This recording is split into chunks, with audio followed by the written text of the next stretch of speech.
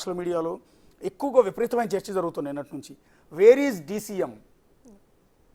పవన్ కళ్యాణ్ ఎక్కడ? ఆంధ్రప్రదేశ్ రాష్ట్ర ఉప ముఖ్యమంత్రి పవన్ కళ్యాణ్ ఎక్కడ అన్న ప్రశ్న నిన్నటి నుంచి సోషల్ మీడియాలో జరుగుతోంది. ఎస్, మీకు వచ్చింది ఆ డౌట్, మీరు గమనించారా? కరెక్ట్, నాకు వచ్చింది. అంటే జనరలీ పవన్ కళ్యాణ్ ఎప్పుడైనా ఏమైనా జరిగినప్పుడు సోషల్ కాజ్ గురించి ఆయన మాట్లాడుతూ ఉంటారు. బట్ ఈ పర్టికులర్ సిచ్యువేషన్ దగ్గర ఆయన మనం మాట్లాడిన విషయాలు కూడా ఇప్పటివరకు చూడలేదు. లైక్ డైరెక్ట్ ప్రెస్ మీట్ ఆయన పెట్టలేదు, లేకపోతే జనంకి సంబంధించి ఆయన డైరెక్ట్గా ఎక్కడ కూడా మాట్లాడే ప్రయత్నం కూడా చేయలేదు. ఎక్కడ మనం ఫస్ట్ డే నుండి చూస్తున్నాము. From the first day Chandrababu గారు మాత్రమే మనకి ఇక్కడ డైరెక్ట్గా స్క్రీన్ మీద కనిపిస్తున్నారు. సీఎంగా ఆ సీఎం హోదాలో ఆయన డైరెక్ట్గా వెళ్ళారు. ఏరియల్ వ్యూ చేసే ఆప్షన్ ఆయనకున్నా కూడా ఆ ఏజ్లో డైరెక్ట్ గ్రౌండ్ రియాలిటీ ఆయన ఏంటి అనేది తెలుసుకుంటూ కూడా అక్కడ ఆయన పర్యటిస్తున్నారు. బట్ డిప్యూటీ సీఎం అయితే మనకు అసలు ఎక్కడా కూడా కనిపించలేదు. అట్లీస్ట్ ఎక్కడా కూడా ఆయన మాట్లాడే ప్రయత్నం కూడా చేయలేదు. జనాన్ని అడ్రస్ చేసి ఆయన ఎక్కడ కూడా మాట్లాడలేదు. ఎస్, ఇది ఒక డిస్కషన్ పాయింట్ అండి, విమర్శనాత్మకంగా కాదు. కానీ సీఎం చంద్రబాబు నాయుడు ఆ విధంగా 74 ఏళ్ల వయసులో నీళ్లలో తిరుగుతూ ఎండనక వాననక లెక్క చేయకుండా, ఆరోగ్యాన్ని కూడా లెక్క చేయకుండా, వయసును సైతం లెక్క చేయకుండా నీళ్లలోనే తిరుగుతూ 3 రోజులుగా రికార్డు స్థాయిలో నీళ్లలోనే ఉంటూ ప్రజలందరూ కూడా నీళ్లలో నరకం అనిపిస్తుంటే నేను వెళ్ళి ఏసీ రూమ్లో కూర్చోకూడదన్న ఉద్దేశంతో వాళ్ళతో పాటే కలిసి తిరుగుతూ వాళ్ళ కష్టాలను పంచుకుంటూ వాళ్ళ కష్టాలు పరిష్కరించేందుకు మార్గాన్ని సూచిస్తూ ఆహారాన్ని అందిస్తూ వాళ్ళ కన్నీళ్లు తుడిచే ప్రయత్నం చంద్రబాబు నాయుడు చేస్తున్నారు 74 ఏళ్ల వయసు. ఎస్, క్లియర్గా పదే వయసు చెప్తూ ఉన్నాం. 74 ఏళ్ల వయసులో చంద్రబాబు నాయుడు గత 3 రోజులుగా విజయవాడలో సింగనగర్లో వరద ప్రాంతాల్లో నీళ్లల్లోనే నిలబడి బుల్డోజర్ ఎక్కుతూ ఉన్నారు, బోట్ ఎక్కుతూ ఉన్నారు, నడుస్తూ వెళ్తూ ఉన్నారు, ఇంటింటికి వెళ్ళి పలకరిస్తూ ఉన్నారు, ఆహార పొట్లాలు అందిస్తూ ఉన్నారు. ఇంత చేస్తూ ఉన్నారు సీఎంగా. కానీ డిప్యూటీ సీఎం పవన్ కళ్యాణ్ ఎక్కడా అనేది ఇప్పుడు ఒక ప్రశ్న. బహుశా అది జనసేన పార్టీలో కనిపిస్తోంది, తెలుగుదేశం పార్టీలో కనిపిస్తోంది, బీజేపీలో కనిపిస్తోంది. అక్కడ సింగనగర్ ప్రాంతంలో విజయవాడలో ఉన్న ప్రజల్లో ఈ ప్రశ్న ప్రధానంగా కనిపిస్తోంది. ఎందుకంటే ఎక్కడ ప్రజలకు కష్టం వస్తే అక్కడికి నేనున్నానంటూ ముందుగా వెళ్ళేది పవన్ కళ్యాణ్.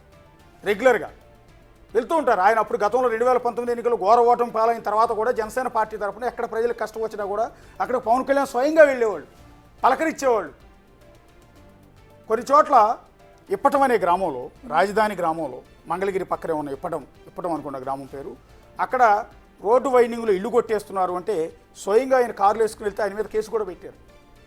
అలా చాలా సమస్యలు, ఎక్కడ సమస్య వస్తే అక్కడ పవన్ కళ్యాణ్ ఉండేవారు. కానీ ఇంత అల్లకల్లోలం జరుగుతోంది విజయవాడ చుట్టుపక్కల. రాష్ట్రం అంతా వరదలతో అతలాకుతలం అవుతోంది. జనమంతా కూడా కన్నీళ్లు పెట్టుకుని ఏడుస్తూ ఉన్నారు, ప్రాణాలు పోతూ ఉన్నాయి. విజయవాడలో అయితే మీరు గమనించారు, కొడచెరువులు విరిగిపోయి ఒక ఫ్యామిలీ చనిపోయారు, 4 చనిపోయారు. సో ఇప్పుడు ఈ వరద ప్రవాహం ఇంకా తగ్గలేదు. ఇప్పటికీ 9 లక్షల క్యూసెక్కుల వరద వస్తూనే ఉంది ప్రకాశం బ్యారేజ్కి. సో సింగనగర్ ఇప్పటికీ నీళ్లలోనే ఉంది. సో ఇలాంటి పరిస్థితుల్లో చంద్రబాబు నాయుడు ఆ రకంగా తిరుగుతూ ఉన్నారు.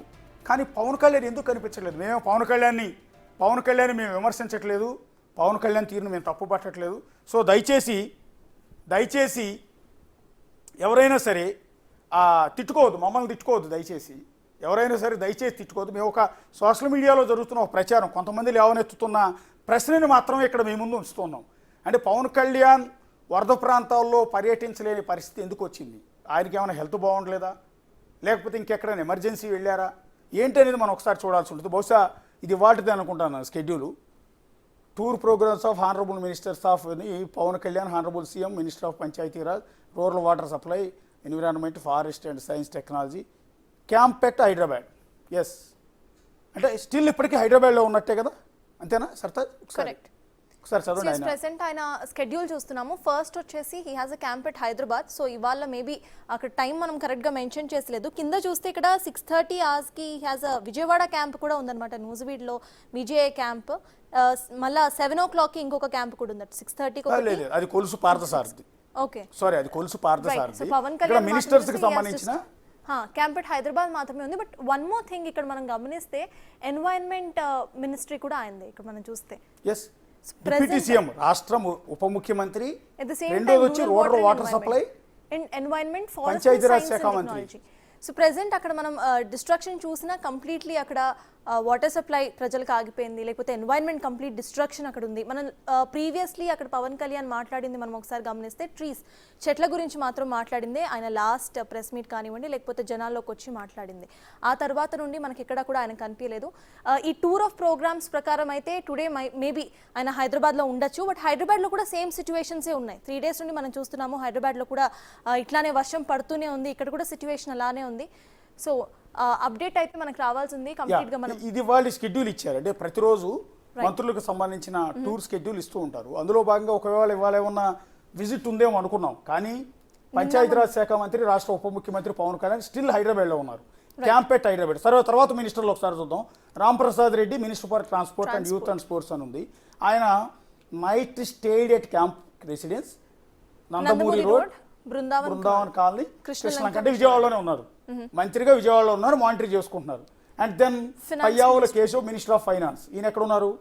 Night stay at Panchayati Raj guest house, SR Pet, Vijayawada. ఈయన కూడా విజయవాడలోనే అందుబాటులో ఉన్నారు, ఆర్థిక శాఖ మంత్రి Payyavula Keshav. Next కుల్సు Parthasarathy minister for housing INPR government of AP, night stayed at residence beside Swagruhapur near DCP bungalow, Suryaraopet, Vijayawada Bandar రోడ్లో ఆయన క్యాంప్ ఆఫీస్ రెగ్యులర్గా ఉంటుంది, ఆయన ఇల్లు. సో అక్కడే ఉన్నాడు. అంటే ఈ ముగ్గురు మంత్రులు కూడా అందుబాటులోనే ఉన్నారు. కానీ డిప్యూటీ సీఎం ఇవాళ అందుబాటులో లేరు. మరొకసారి జనసేన పార్టీ కార్యకర్తలకు కావచ్చు, పవన్ కళ్యాణ్ ఫ్యాన్స్ కావచ్చు, మమ్మల్ని తిట్టుకోవద్దు, తిట్టిపోయొద్దు సోషల్ మీడియాలో.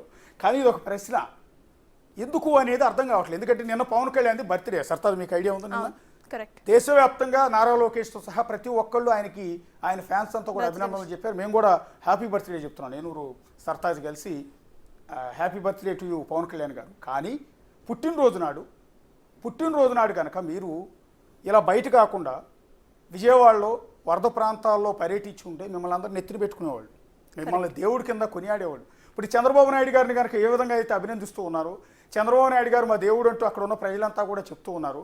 అదే రకంగా పవన్ కళ్యాణ్ గారు కూడా చంద్రబాబు గారి వెంటో, లేకపోతే చంద్రబాబు గారు వెళ్ళిన కాలనీలు కాకుండా వేరే చోటకో వెళ్ళి వరద బాధితులు పరామర్శించి వాళ్ళ కష్టాలు కనుక పాలు పంచుకుని ఉంటే, అవసరమైతే ప్రభుత్వానికి సలహాలు ఇచ్చి ఉంటే, లేకపోతే మీరే డెసిషన్ తీసుకోవచ్చు డిప్యూటీ సీఎం కాబట్టి.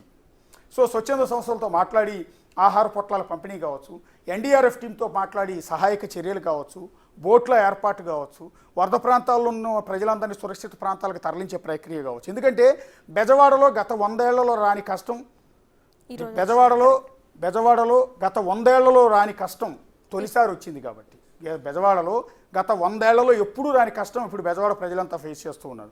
ఇంత పెద్ద ప్రళయాన్ని ఎదుర్కొంటూ ఉన్నారు. సింగనగర్ ప్రజలైతే ఈ రోజు కూడా ఈ వరద మొత్తంలో ఇప్పుడు మేము నిలబడి ఉన్నట్టు వరదలోనే ఉన్నారు వాళ్ళందరూ కూడా. సో ఇంతటి నరకం అనిపిస్తున్న సందర్భంలో పవన్ కళ్యాణ్ ఎందుకు అందుబాటులో లేరు అనేది ఇక్కడ మేము రైజ్ చేస్తున్న ప్రశ్న. అంతే తప్ప పవన్ కళ్యాణ్ తీరును మేము తప్ప. మనం ఇందాక అక్కడ చూసిన క్యాంప్ ఆఫీస్లో ఉన్నారు హైదరాబాద్లో అని ఉంది. అట్లీస్ట్ ఈ వుడ్ హావ్ అడ్రస్డ్, వచ్చి మీడియా ముందుకు వచ్చి అడ్రస్ చేయడం కానివ్వండి, లేకపోతే జనంకి సంబంధించి ఒక నోట్ రిలీజ్ చేయడం కానివ్వండి, వాళ్ళు ఎలా ఉన్నారు అనేది కనుక్కునే ప్రయత్నం చేస్తే అంటే that would be more better. ఇంతకు ముందు కూడా మనం చూసాము, డిప్యూటీ సీఎం అవ్వక ముందు కూడా చాలా వరకు ఆయన జనంతోనే కలిసిన విజువల్స్ మనం చాలా చూసాం. చాలా సందర్భాల్లో డైరెక్ట్గా ఆయన వెళ్ళి అక్కడ అసలు ఎలా ఉంది సిచ్యువేషన్ అనేది గ్రౌండ్ రియాలిటీ కూడా ఆయన చెక్ చేశారు. నేను మాత్రం బర్త్డే సందర్భంగా ఆయన ట్విట్టర్లో ఒక ట్వీట్ అయితే చేశారు, ఒకసారి చూడండి. ఒకసారి ట్వీట్ మనం చదువుదాము. Though I don't celebrate my birthdays, but after seeing the good wishes from all around, I'm grateful to you all for your warmth and loved wishes. I have been closely following the flood situation also, and I'm monitoring it continuously. And the following messages, update of actions taken by PR, RWS, engineering departments in handling flood situation in state could be seen. So clearly ఆయన బర్త్డేకి సంబంధించి ఆయన మాట్లాడుతూనే at the same time ఫ్లడ్కి సంబంధించి కూడా నేను reviews చేస్తున్నాను, అందరితో మాట్లాడుతున్నాను అనేది అయితే ఒక ట్వీట్ మాత్రమే ఆయన ఇవ్వడం జరిగింది. అంటే ఆ ఎఫర్ట్ మనకి కనిపించడం లేదు. ఎందుకు అనేది ఇప్పుడు ఎక్కడ ప్రజలకు కష్టం వస్తే అక్కడ తనకు పదవి ఉన్నా లేకపోయినా, ఇవాళంటే ఉప ముఖ్యమంత్రి పదవి అనేది ఇవాళ వచ్చింది, నిన్నగాక మొన్న వచ్చింది. నిజానికి ఏ పదవులు లేనప్పుడు, కనీసం తాను ఎమ్మెల్యే కూడా కానప్పుడు, నిజం చెప్పాలి అంటే తను అసలు పార్టీయే పెట్టకముందు సినిమా నటుడిగా కూడా ఎక్కడ కష్టం వస్తే అక్కడ పవన్ కళ్యాణ్ ఉండేవాడు. ఇదిగో నేనున్నానంటూ ఆర్థిక సాయం చేసేవాడు. కానీ కుడి చేతితో ఇచ్చింది ఎడం చేతికి తెలియదు అన్నట్టుగా ఎక్కడ పబ్లిసిటీ చేసుకునేవాళ్ళు కాదు పవన్ కళ్యాణ్. అందుకనే పవన్ కళ్యాణ్ని చాలామంది దేవుడు అంటూ ఉంటారు, పవన్ కళ్యాణ్ కొనియాడుతూ ఉంటారు. అలాంటి పవన్ కళ్యాణ్ ఇవాళ ప్రజలకు కష్టం వస్తే, తన రాష్ట్రంలో తన ప్రజలకు కష్టం వస్తే ఎందుకు అందుబాటులో లేరు అనేది, ఆయనకి ఏమైంది అనేది ఇప్పుడు మా టెన్షన్. మా టెన్షన్ ఇది అంతే తప్ప పవన్ కళ్యాణ్ మేము తప్పు పట్టట్లేదు, పవన్ కళ్యాణ్ మేము తిట్టిపోయట్లేదు. కాబట్టి జనసేన కార్యకర్తలు బిగ్ టీవీని మమ్మల్ని అపార్థం చేసుకోవద్దు. మీకు మళ్ళీ క్లారిటీ ఇస్తున్నాం. పవన్ కళ్యాణ్కి ఏమైందో మీకేమైనా తెలుసా? తెలిస్తే చెప్పండి. పవన్ కళ్యాణ్ ఎక్కడికి వెళ్ళారో మీకు ఏమైనా తెలిస్తే చెప్పండి. హైదరాబాద్ క్యాంప్ ఆఫీస్లో ఉన్నారనేది మాత్రమే సమాచారం. గత మూడు రోజులుగా సీఎం చంద్రబాబు నాయుడు నీళ్లలో ఉంటే డిప్యూటీ సీఎంగా అయిన పవన్ కళ్యాణ్ గారు ఎందుకు వరద ప్రాంతాల్లోకి వెళ్ళట్లేదు అనేది ప్రజలు అడుగుతూ ఉన్నారు. నిన్న వరద ప్రాంతాల్లో మన రిపోర్టర్లు అక్కడ కవర్ చేస్తుంటే సింగనగర్లో ఆ పవన్ కళ్యాణ్ ఎక్కడా అని అడుగుతున్నారు.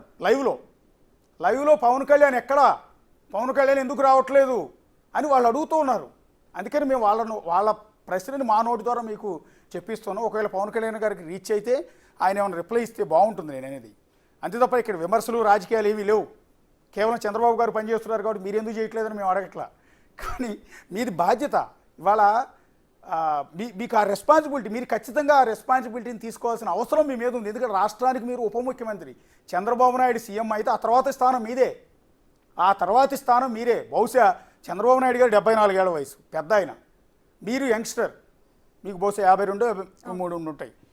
సో మీరు యంగ్స్టర్, మీరు ఇంకా ఉత్సాహంగా పనిచేయగలరు. మీరు కనుక అక్కడ నిలబడితే ఇంకెన్నెన్నో స్వచ్ఛంద సంస్థలు ముందుకు వస్తాయి. మేము సర్వీస్ చేస్తామని, మేము ఆహార పొట్లాలు అందిస్తామని, మేము సహాయక చర్యలు పాల్గొంటామని. యూత్ అంతా వెరీ అట్రాక్ట్ అవుతుంది. పవన్ కళ్యాణ్ గారికి వచ్చి అక్కడ నిలబడితే సింగనగర్లో యూత్ అంతా అట్రాక్ట్ అవుతుంది. మీరు ఒక్క పిలుపునిస్తే సహాయక చర్యలో పాల్గొనండి ప్రతి ఒక్కళ్ళు అంటూ మీరు నీళ్ళల్లో నిలబడి కాసేపు నిలబడి యూత్కు పిలుపునిస్తే 100 మంది యూత్ బయటకు వస్తారు. మేం చేస్తామని. అక్కడున్న అధికారులు మరింత సమర్థవంతంగా, మరింత ఉత్సాహంగా పనిచేస్తారు. అలాంటి పవన్ కళ్యాణ్ ఎందుకు లేరు? కేవలం హైదరాబాద్కి ఎందుకు పరిమితం అవుతున్నారు గత 3 రోజులుగా అన్నదే మా ప్రశ్న, జనాల ప్రశ్న, మీ అభిమానుల ప్రశ్న. మిమ్మల్ని నమ్ముకున్న మీ పార్టీ